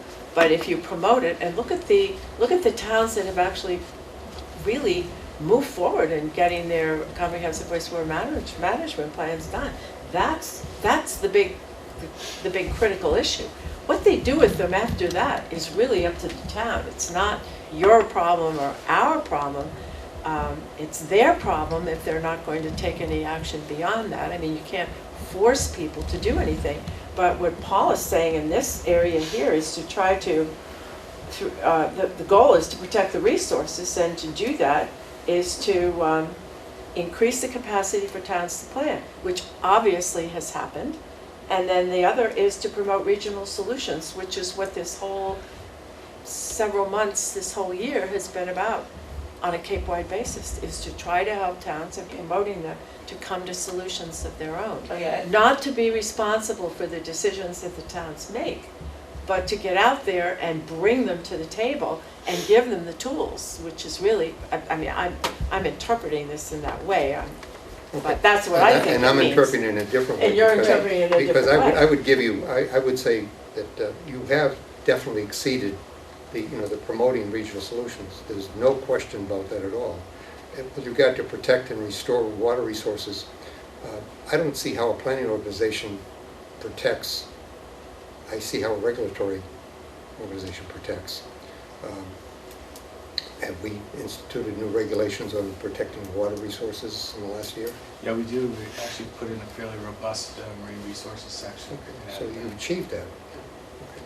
So, and increase the capacity to manage wastewater planning, we put a lot of energy and effort into that. So I would say that you exceeded the promotion and you've achieved the other three. If I can make a comment, Monday night. No, you only get one score number. We can't have individual 3.5. rigs. No, Monday evening, I attended the presentation of the Wellfleet wastewater comprehensive plan that they're going to be proposing. And here's this engineering firm that has been working with the town of Wellfleet, and they are discussing on how this was really an amazing effort. And there was, first of all, they spent a lot of time in garnering all this information. When you look at all the data that we had to collect, Coastal Studies has it, Cape Cod Commission was mentioned about probably 8 times in this person's presentation as to where they got the information, the overlay for their GIS, all of the things that are being developed and have been talked about through the Cape Cod Commission from the Strategic Information Office. This was what we proposed, our first budget, to have a Strategic Information Office, and that was shot down. And in how nice it would be to have one place. And of course, it wasn't my place to say that there will be a place where you will have this put together. But this is what the towns were paying. I mean, a lot of the bill of this consulting firm was going toward all that data collection, which will soon be readily available in one place because of the Cape Cod Commission. And in the end, there was a clear understanding from the people in that audience, and there had to be 50 people in that audience, that actually could see, they were talking a lot about, the town of Wellfleet really wanted to focus on the oystering effort and the natural barrier reef in the culture, and that if they could expand that and grow, have millions, upon millions, with $30,000 we're going to clean up the river. Well, through all of the information, much of it supplied through all of these monitoring systems, which the county has put, and they had to give credit for this, and which has been collected and analyzed either through the commission, through Dartmouth, through different places. They see that there's going to be places that it's going to be much more severe. I mean, he didn't want to give the bad news first, but in the first phase, yes, they're going forward with the oystering. And a woman who has been oystering for 40 years said, I think this is really wonderful, but I've been an oyster. I have had a grant for 40 years. My husband's been doing this for even longer than I. We've gone through all kinds of cycles, and I think it's a natural way, and that's a good way. But you need to take care of the other parts. There's an imbalance to our ecosystem that's killing us. And she says the one thing I can tell you that oysters do best is they die. And so she said, if you're putting all your eggs in this basket, you're going in the wrong direction. And even the people in that panel had to say that they could see this. Now, this is all from the efforts, really, and very stepped up efforts of the amount of data that has been able to be collected and put into places and provided. So I think that is it one person's responsibility to go out there and change everybody's mind on this? We have a vocal minority on the Cape who are very, very vocal. Other people, most people say to me, isn't this something for the committee, for the county to handle? And they don't really want to think about it anymore. And then there are people who are very pro the different efforts of the county. And I think as we go forward, this will all move forward. I don't think that it's something that you can hand to someone and say, just because this town voted it down, that was your responsibility. I think that's the responsibility of the people in that town as well. And I think that that's a big thing to put on there. You've said this a couple of times through this review, and I don't understand it. I think that there's things that you have to look at the efforts that are being put forward and where we are today as opposed to we were 3 years ago, and I think there has been a change. Is it enough of a change? No. I mean, we're all experiencing that. But that's a very vocal minority. I don't think it's a majority. I think that people who really, most people are accepting what are they going to come up with, and then we can talk about it. People are in a more wait and see mode as opposed to have taken a stance. And those are the ones that we hear from, unfortunately. And it comes down to dollars and cents for a lot I of think people. we should move to the second one, Okay. because that's, have we That's spent just- a half an just my hour on opinion. the first one. So the average of the scoring on that is 3.9. So the second one is to promote balanced regional economy through the SEDS, Comprehensive Economic Development Strategy, the Smarter Cape Cod, and the Reset projects. Thanks for coming. Let's go. Well, the SEDS had its third annual update this year, coming out of the Smarter Cape Conference. So a lot of those efforts around economic development have really congealed. You know, we meet every Wednesday with the Smarter Cape Partnership, which is a partnership with the Cape Cod Commission, the Cape Cod Chamber of Commerce, Open Cape, and the Cape Cod Tech Council. This year's conference had 500 people. It was at the Seacrest in Falmouth. It was a big increase over last year. We're moving towards potential application as an intelligent community, an ICF designation. But more importantly, we're trying to align those Smarter Cape principles with the SEDS project. And the SEDS projects that were originally identified were reordered this year, and there were some new ones put in. It was clearly, given the timing of that SEDS review, work being done on the bridge, some of those transportation issues really scored high in the reassessment, predictably, and we're moving forward with some of those projects right now. The Reset projects spent most of last year in Bourne, and we wound up with a successful growth incentive zone in Buzzards Bay, our second full growth incentive zone, as well as two projects related to two companies, Hydroid in Bourne and Benthos Teledyne in Falmouth, that were in designated, in industrial service and trade areas, basically in industrial parks. And Bourne didn't have a map south of the canal, and Falmouth didn't have a map either. Both of those projects that, given the changes we've made to the regional policy plan, should not have come in front of the Cape Cod Commission, but neither of those communities had adopted a land use vision map or had opted into the regulatory relief that we provided once you've adopted one of those maps. But we got both of those projects through. I believe that in each case it was about 30 days, sort of in the door, out the door, related to economic development. A lot of the work that we did in Bourne was beyond the growth incentive zone. It had to do with extensive work looking at water resources on the north side of the canal, potential wastewater treatment, water supply issues, a floating DCPC up there that has a green and tech park as a piece of it. And I think our interaction with the town of Bourne on economic development issues went a long way to repairing some of the damaged relationship, actually a relationship that really never got off the blocks. I mean, one was never big into the Cape Cod Commission issues. So the Reset projects are in place. Open Cape is up and running. We continue to promote that. Economic Development District designation should be available this year.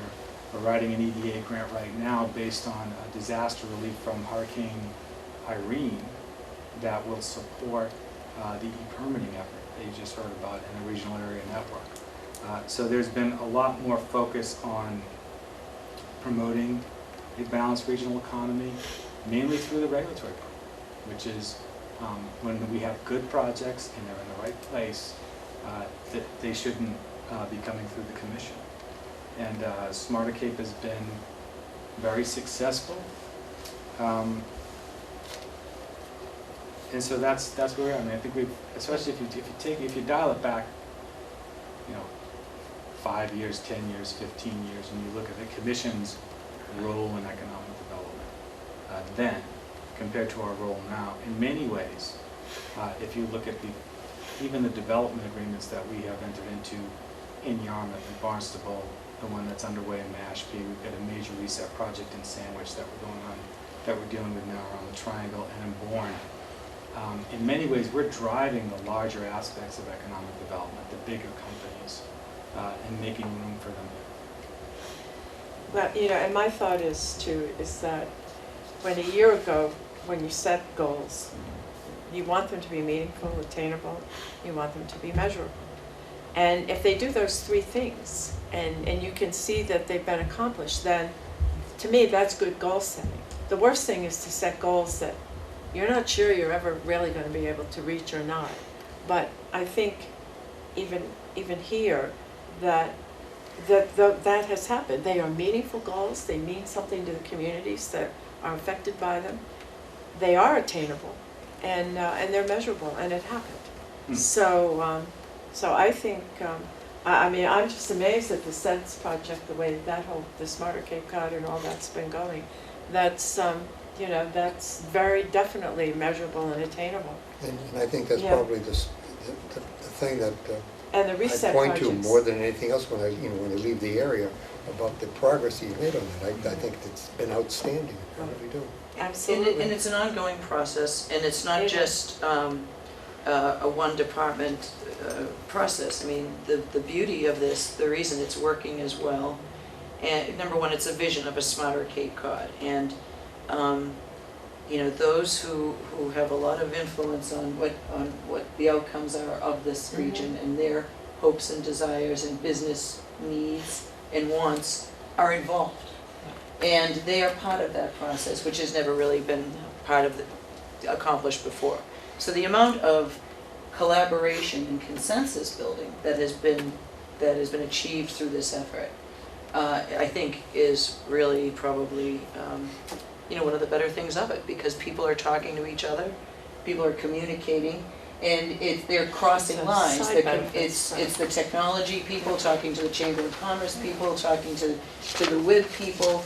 So it's really all of those who have an influence on what we look like here are involved in this process and are buying into it and working on it. And I think evidence that's of an that achievement. is Wendy Well- Norcross going on the radio talking about staying on the Cape and not commuting off of it, Right. and talking about the things with Open Cape and some of the the SENSE things. projects. And the other word I want to say was realistic, because that's what they are, realistic. Right. Do you have a rating? No, I did 4. Do you have a rating? 4. Yeah, that's 4. And the tools for siting land-based and offshore renewable energy facilities? Well, we completed that DCPC process that we started, and the tools associated with it. We continue to participate on the sort of national board that's taking a look at that. So that's been successful, and it's really been completed. So I mean, that's one thing we can drop off this year and look to fill in something else next year. That's easy. The We really don't want to get into the long-range planning and discussion. We're really here to just simply say, did this happen and how did it happen? There will be no And- land-based wind on Cape Cod, and as far as the tools go, my opinion is, honestly, that there's been more damage to wind-based land planning based, and you've heard this from me before. Yep. Okay, so I'll just leave it at that. But you Number have 4. achieved the tools. I don't agree with the tools, but you have certainly put the tools in place. Do you have a number? I'd say 3.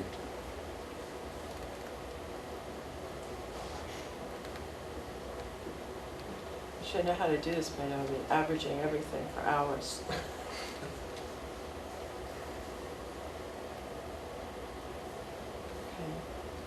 sorry, 236. Build strong community relationships, education for local officials, promote regional or shared service initiatives as appropriate. Well, we continue to build the external relations around the commission and visit every board of selectmen every year. And you probably heard it before, but between Andrew and myself over the last 3.5 months, we've been in 15 towns 49 times now. That's a lot of outreach. We work with the local town managers, town administrators on an increasing level. And we try to educate them as much as possible. As it relates to promoting regional or shared services initiatives, I think the e-permitting piece of this is the biggest piece, and the Strategic Information Office and the RUS is really where the rubber's going to meet the road there. This concept of digital regionalization really gets us over some of the impediments of regionalization in the past, which are perceived issues of local control and perceived loss of identity. And so that nobody cares where these electrons are bouncing around, so I think our efforts are in the right place on this one. E-permitting has already demonstrated success in our ability to write that grant and land that. And as we bring together this governance committee around these information issues, I think that's going to be a board where we're going to get a lot of really good input moving forward on regional issues, and especially those related to information. I think personally that board is a good idea. I also hope that there's some effort to supervise their attendance, because a lot of these boards show up for the first meeting or so, but if there's not enough to hold their interest, they tend to dissolve. I couldn't agree with you more, Bill. As much as I want the managers or the assistant managers there, I realize what their schedules look like, and so if it's not of value to them, we won't get the attendance. So that's really on us.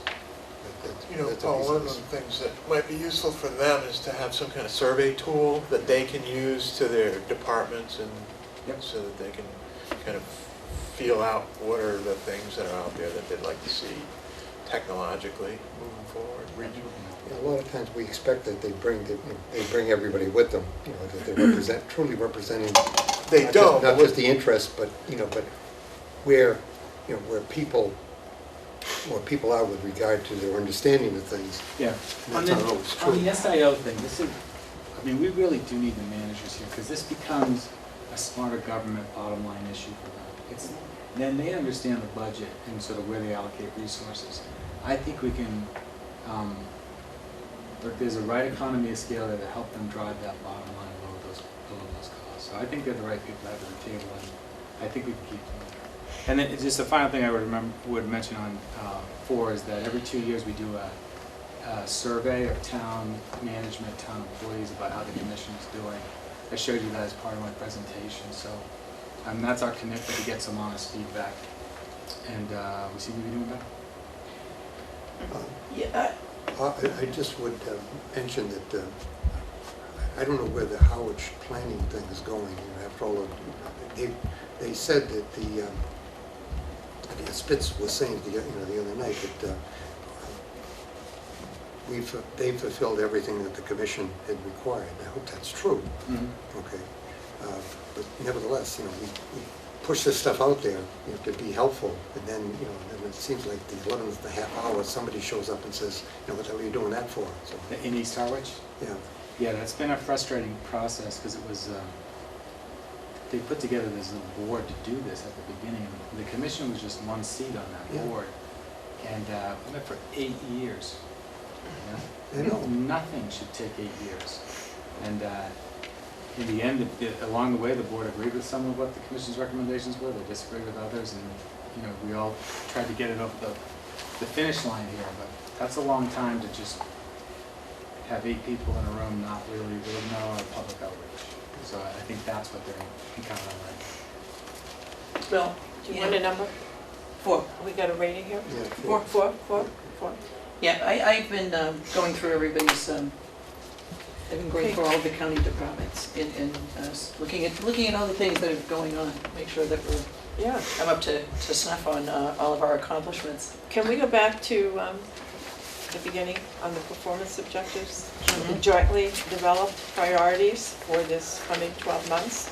And you can just see, I just put these in there so there'd be something to say. I do have very strong urgings regarding the communication issue. I think we can, not just Paul, but as I mentioned, but the commissioners, our own departments, the commissioners, the commission, our own departments, really trying to maybe, I was thinking if we could even have some kind of a media consultant. I got that idea from the retirement board, when we met with that. If we can pay for them. Well, I don't know, but maybe we don't need to, but some way in which we could come up with some measure of how we are going to communicate to the public about what we do. And I don't mean just, and not necessarily, I do think there are certain relationships between you and us that we could probably do a better job with. But to really find a way to communicate all these good things that are happening. And I mean, not to just, overindulge with it, and, put a whole lot of stuff out there, but have meaningful things go out.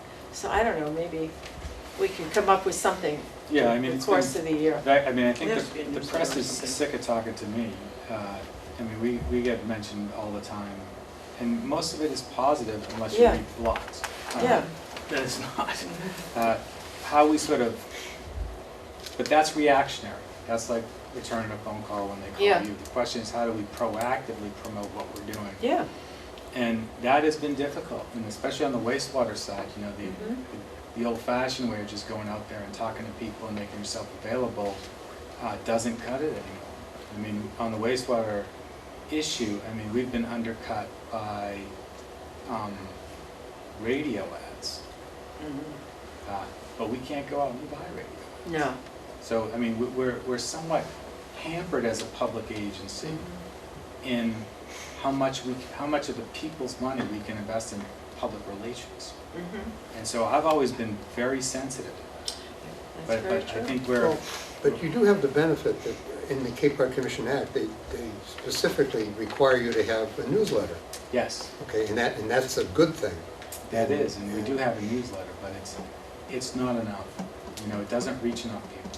And we should have a newsletter. We should have a newsletter that goes into every home, that's sent, Well- that's mailed, and I know that that's a huge expense. Well, that's why I think. that, Other you know, counties across the country do have people that are designated to be spokesmen. Yeah. The federal government, the president has a press secretary. That's a budget.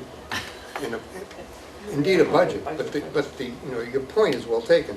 While we go out on a regular basis to get reelected, we do not, on a day-to-day basis, Exactly. communicate and, let's say, and make sure that the programs that we're responsible for implementing are properly and completely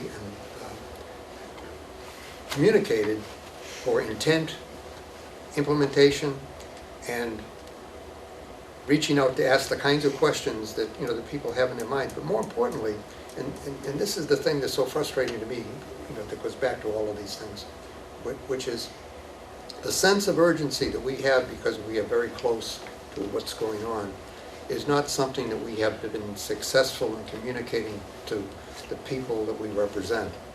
And that is why we don't, we don't get success in Yarmouth. That's why we have pushback in many other towns, and it becomes very frustrating to say we all know and we all agree that we have to do something. I remember going through this with somebody the other day. We define a problem, and we are told you have to go out and get more information. So we vet out the information, we bring it back, and it's. But you didn't really look at that part of the problem. And then we go back out again and get more information, and then the answer comes out, well, that's not really the problem. And then when we ask for the money to pay for the solution, it's like, I don't want to pay for the guy who goes across the street. That's his problem. I mean, Right. why should I be responsible for paying for it? But yet, as you've said, the environment is the economy here. Yeah. And if your property is destroyed because it's not properly protected, it affects everything around it. The beginning of a deterioration of any neighborhood is the failure of one of the units in that neighborhood to meet what I'd call a social and a normal standard. And this is what's going on here. At the end of the day, I know that the effort is there, and I know that the intent is there, but the thing that's missing is that how do we have what I call a robust communication that actually sells and brings people back in? Because remember the military analysis is you're responsible for everything a group does or fails to do. Remember that. Oh, I do. As do I, and perhaps that's in the back of my head when I give you a hard time. Okay? And the other part is there's no rewards for efforts, only for results. And that's a Do you learn all that in the military? That and a lot more. Well, sure. So- The communication thing, and probably as it relates to these Well, it performance could be goals for worded next year, better, but my suggestion would be, why don't we identify 4 areas, and then I could rework language that's more specific and bring it back to you. that's a great idea. Let's do that. Because I agree with the communication. I would like to reach some Yeah. agreement. I think there are a couple of different strategies we could take there. So what other area would be? Well, I think we have to continue on the development of this regional wastewater management plan, and then move towards implementation on that. So I think wastewater has to remain a goal. And then the other thing is the strategic information offices Right. that comes forward needs to be a priority. So I think we can articulate a performance objective around that. And then I think we have to keep that community relationship, number 4, in there. And this year, I think what I'd like to do, especially in anticipation of maybe changing this form, is to think of it more in the OGSM and Yes, come up with some absolutely. measures, Yes. so that we Yep. all know what we're driving Exactly. toward, and we're using the same things to measure that. So I'll work on those 4. That would be good.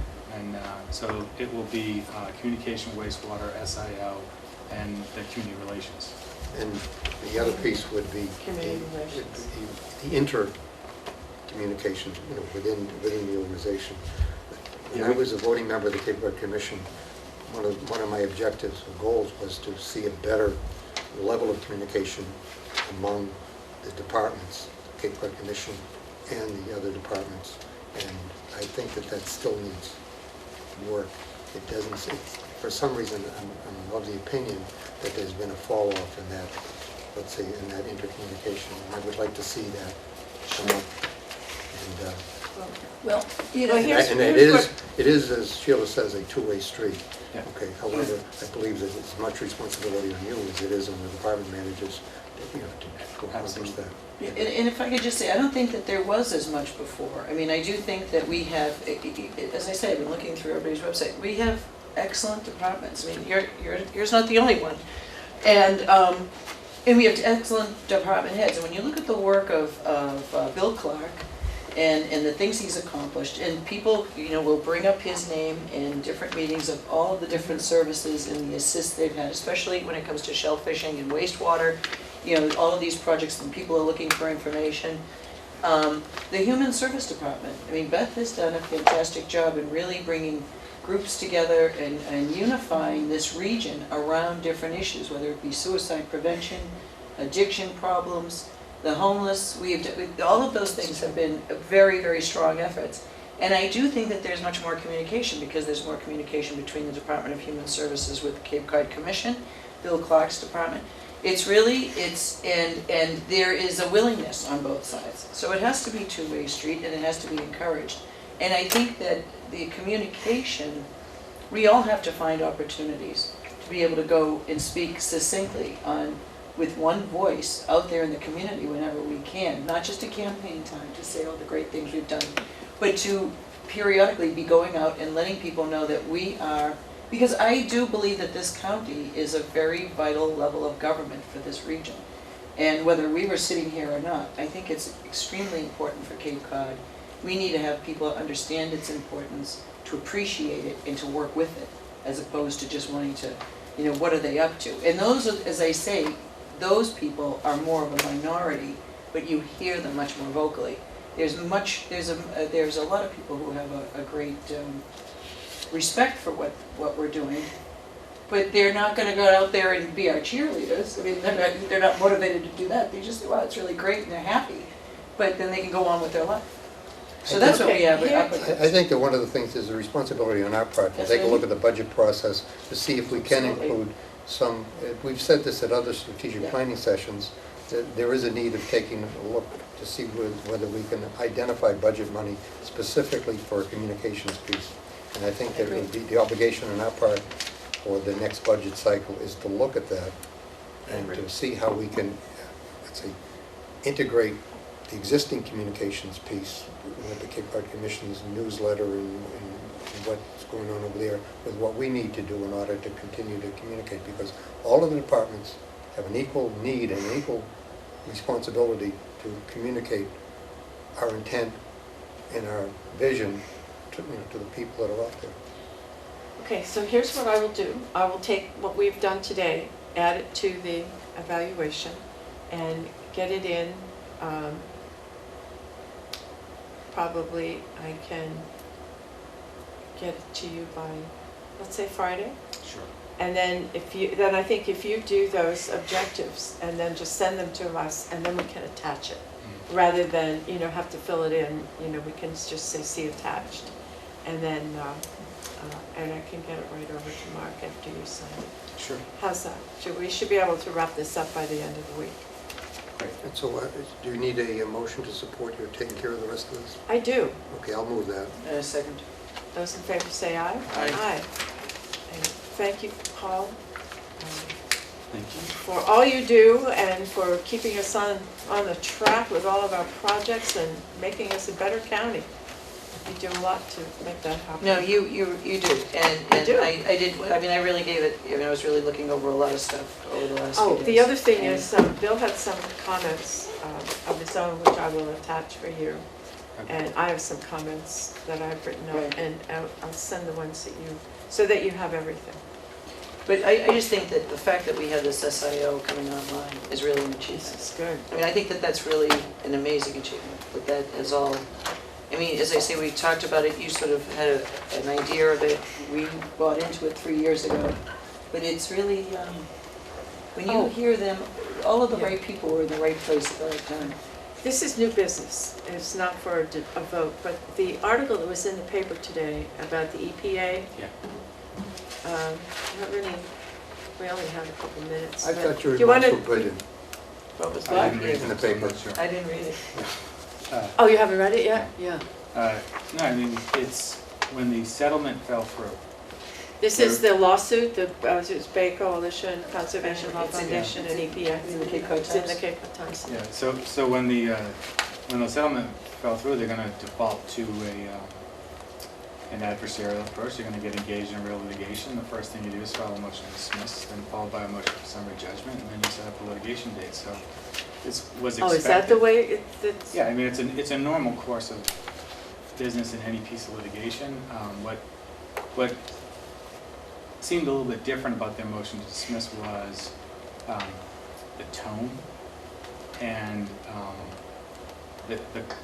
I mean, they were clearly, trying to send some messages that we should probably discuss them.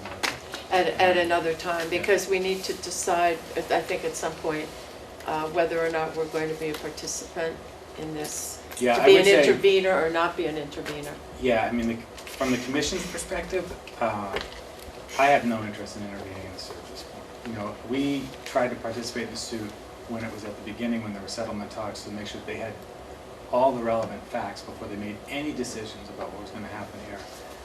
I'm fairly certain the commission's going to be sued or joined by one party or another at some point.